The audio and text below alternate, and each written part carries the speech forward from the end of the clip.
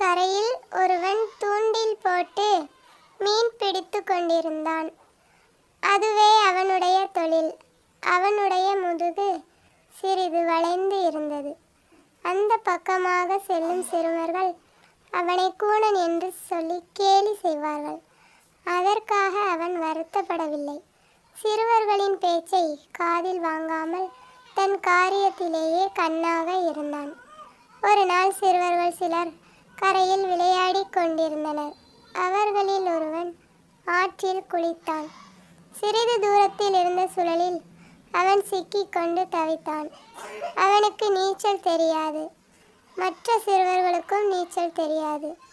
எதுவும் செய்ய முடியாமல் கூச்சலிட்டனர். அவர்கள் போட்ட கூச்சலில் கேட்ட கூணன் வேகமாக ஓடி ஆற்றில் குதித்து மூழ்கி கொண்டிருந்த சிறுவனை பிடித்து இழுத்து கரைக்கு கொண்டு வந்தான். சிறுவன் குடித்திருந்த நீரை வெளியேற்றினான். அவன் உயிர் பிழைத்து கொண்டான். சிறுவர்கள் கூணனிடம் நன்றி கூறி தங்களை மன்னிக்கும்படி வேண்டிக் கொண்டனர்.